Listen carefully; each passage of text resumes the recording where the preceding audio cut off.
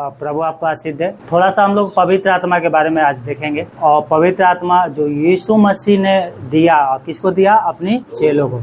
किनको? कि सर्वदा क्या रहे? हमारे साथ रहे। ये कहाँ के सीन है? वो वहाँ के सीन है जहाँ पर यीशु मसीह मरने के बाद जी उठा और 40 दिन लोगों को दिखाई दिया और अपने चेलों से स्वर्ग के राज्य के बारे में बातें करता रहा, उन्हें समझाता रहा। उसके बाद जब लास्ट समय आया तो एक पहाड़ पे गए और वहाँ से क्या है, ये उठा लिया गया। उठाते समय कुछ बातें अपने चेलों को बताया। क्या बताया था? देखो 4:3 से पढ़ो। पेड़ों के काम और उसकी 1 अध्याय से लेकर 1 अध्याय और उसकी 3 से 8 तक क्या लिखा है, मैं पढ़ता हूँ। उसने दुख उठाने के बाद बहुत से पक्के प्रमाण से अपने आप को उन्हें जीवित दिखाया और 40 दिन तक वो उन्हें दिखाई देता रहा और परमेश्वर के राज्य की बातें करता रहा। और वो उनसे मिलकर उन्हें आज्ञा दी, यरूशलेम को न छोड़ो परंतु पिता के उस प्रतिज्ञा के होने को बाट जोहते रहो जिसकी चर्चा तुमने मुझसे सुन चुके हो। क्योंकि यूहन्ना ने तो पानी में बपतिस्मा दिया, परंतु थोड़े दिन के बाद तुम पवित्र आत्मा से बपतिस्मा पाओगे। अब उन्होंने इकट्ठे होकर उनसे पूछा, हे प्रभु, क्या तू इसी समय इजराइल का राज्य फेर देगा? उसने उससे कहा, उन समयों या कालों को जानना जिनका पिता ने अपने ही अधिकार में रखा है तुम्हारा काम नहीं, परंतु जब पवित्र आत्मा तुम पर आएगा तब तुम सामर्थ पाओगे और यरूशलेम और सारे यहूदिया और सामरिया में और पृथ्वी के छोर तक मेरे गवाह हो गए। हालेलुया। ये यीशु मसीह के पीछे चलते थे चेला, तो ये समझते थे उस समय क्या इजराइल गुलाम था। इजराइल क्या था? रोम का। और वहाँ के जो शासन था मेन, वो रोम सरकार चलाती थी। तो ये लोग कह रहे हैं कि क्या तू इजराइल का राज्य फेर देगा? वो काम अलग है और ये प्रभु का काम अलग है। इनको किस लिए चुना गया था? राजनीति में जाने के लिए नहीं, उनको चुना गया था शुभ समाचार लोगों को सुनाने के लिए। हालेलुया। 5 में क्या लिखा है? क्योंकि यूहन्ना ने तो पानी में बपतिस्मा दिया, परंतु थोड़े दिन के बाद तुम पवित्र आत्मा में बपतिस्मा पाओगे। यूहन्ना कौन? यूहन्ना था बपतिस्मा देने वाला, जो बपतिस्मा देता था। वो लोगों को पानी से बपतिस्मा देता था। पढ़ा है ना बाइबल में? जो पश्चाताप का एक चिन्ह था। बपतिस्मा कब लेते हैं? जब हम मन फिराते हैं। किससे? पापों से। तब हमें एक बपतिस्मा लेना जरूरी है। वो कौन सी बपतिस्मा होता है? पास्टरों के द्वारा पानी से। जब हम पानी में जाते हैं, डुबकी लगाते हैं पिता पुत्र पवित्र आत्मा के नाम से, जब हम यीशु के नाम से बपतिस्मा लेते हैं तो हमारा सारा पाप अंदर ही क्या है, गड़ जाता है। वो तो यीशु के लहू से क्षमा हो जाती है, परंतु उद्धार पाने के लिए बपतिस्मा लेना जरूरी है। जब हम बपतिस्मा ले लेते हैं तो एक बपतिस्मा पवित्र आत्मा देता है। वो कौन सी बपतिस्मा है मैं बताऊंगा आगे। एक बपतिस्मा कौन सी होती है? पानी के बपतिस्मा। और एक बपतिस्मा कौन देता है? पवित्र आत्मा बपतिस्मा देता है। वो आपको ये जो पानी का बपतिस्मा है उससे पहले भी पवित्र आत्मा आपको बपतिस्मा दे सकता है। बहुत से लोगों को दिया भी। और कितने लोगों के बपतिस्मा के बाद जो पानी का बपतिस्मा होता है उसके बाद क्या देता है? पवित्र आत्मा बपतिस्मा देता है। ठीक है, ये ध्यान रखना है। बपतिस्मा क्या है? 2 प्रकार की। एक तो पानी के बपतिस्मा जो हम लोग लेते हैं पास्टरों के द्वारा, और एक बपतिस्मा कौन सी होती है? पवित्र आत्मा की बपतिस्मा। हालेलुया। पानी का जो बपतिस्मा है ये बाहरी बपतिस्मा था, शरीर के द्वारा देने वाला एक क्या है? विधि है, कार्य जो यीशु मसीह ने कहा मरकुन 16:16 में भी है ना। और उसने और भी कहा कि जैसा मैंने किया है वैसे तुम भी करो। हालेलुया। यीशु मसीह का बपतिस्मा हुआ तो आपका कितना जरूरी है बपतिस्मा लेना? यीशु मसीह तो कह रहा है कि शैतान का तो मेरे ऊपर कोई अधिकार नहीं है। कह रहा अब ये संसार का जो सरदार है निकाला जाएगा और वो आ रहा है, परंतु उसमें मेरा कोई भाग नहीं है। क्यों ये बात कर रहा था? कि इसलिए क्योंकि मेरे अंदर कोई पाप नहीं है। शैतान किसके ऊपर भावी होता है? जिनके अंदर पाप होता है। तो यीशु मसीह में कोई भी पाप, तो शैतान और यीशु मसीह का कभी मेल मिलाप नहीं हो सकता, कभी एक साथ नहीं रह सकता। हालेलुया। हालेलुया। पवित्र आत्मा, पवित्र आत्मा जब आपके ऊपर आएगा तो आप क्या पाओगे? सामर्थ पाओगे। हालेलुया। यीशु मसीह ने कहा वहाँ पर, जो अभी हमने पढ़ा और साफ लिखा है, क्या लिखा था? परंतु थोड़े दिनों के बाद तुम पवित्र आत्मा से क्या पाओगे? बपतिस्मा। देखो उसकी चेले ने बपतिस्मा ले लिया था, पानी की बपतिस्मा। किसके बपतिस्मा?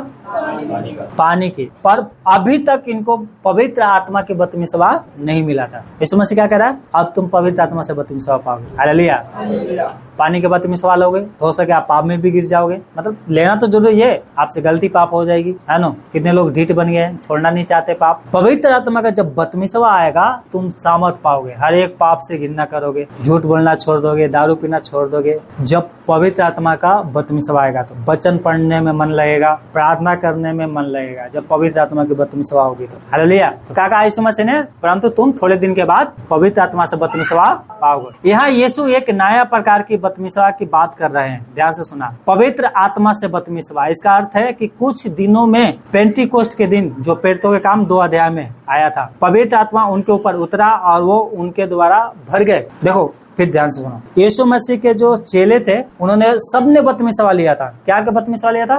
पानी की। यीशु मसीह के साथ भी रहे 3.5 साल तक, उस समय भी उनका बपतिस्मा नहीं हुआ। किसका बपतिस्मा? पवित्र आत्मा की। अब कह रहा है यीशु मसीह थोड़े दिन के बाद तुम अब पवित्र आत्मा से बपतिस्मा पाओगे। हालेलुया। और जब पेंटो के काम 2 अध्याय में पवित्र आत्मा उतरा तो सब पवित्र आत्मा से भर गए, आग की लट्टे दिखाई दी, जीभ फटते हुए, और सब अन्य अन्य भाषा बोलने लगे। वहां पर गया था ना तो पास्टर बता रहे थे ना, भाषा 2 प्रकार की होती है। कौन सी भाषा याद है किसी को? बताया था जो बताया था उसने। एक होता है अन्य भाषा और एक होता है अनजाने भाषा। अन्य भाषा कोई भी बोल सकता है। आप हिंदी से इंग्लिश बोल सकते हैं, उसको क्या बोला जाता है? अन्य भाषा। आप हिंदी बोलते हैं, नहीं अनजान नहीं है, अन्य भाषा।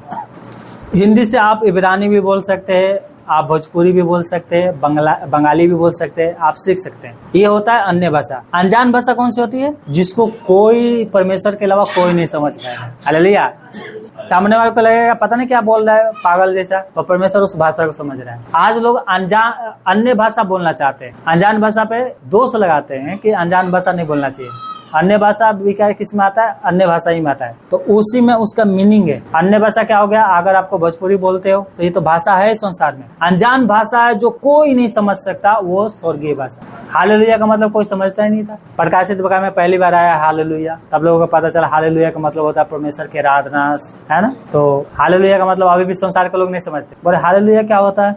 हाँ, और उसी को उसी भाषा को इंग्लिश में बोल दो, गॉड ब्लेस यू। क्या बोलेंगे? इंग्लिश बोल रहा है तो गॉड ब्लेस यू क्या? तुम्हें आशीष दे ना, हिंदी में। और उसको अनजाने भाषा में बोल दो प्रभु की स्तुति हो तो समझ जाएगा। इंग्लिश में बोलो वो भी समझ जाएगा। अनजान भाषा में बोलो हालेलुया तो ये क्या होता है? वो नहीं समझेगा। हालेलुया। फिर एक कपिल शर्मा की शो आता है, एक मोटी सी लड़की थी, पता नहीं भारतीय ऐसे कुछ था, तो उसने हालेलुया के मजाक उड़ा दिया, कह रहा ये तो कोई गाली है, ये है तो है। फिर बाद में उसने माफी मांगा, ठीक है। तो वैसे संसार के लोग भी हैं, मतलब हालेलुया का मतलब नहीं समझते ना, तो बोलेंगे मजाक उड़ाते। क्या करते हैं? जब उनको बोल दोगे हालेलुया का मतलब होता है परमेश्वर की स्तुति हो, तो हालेलुया बोलेगा ना तो 10 बार सोचेगा मजाक उड़ाने से। Hallelujah hallelujah hallelujah.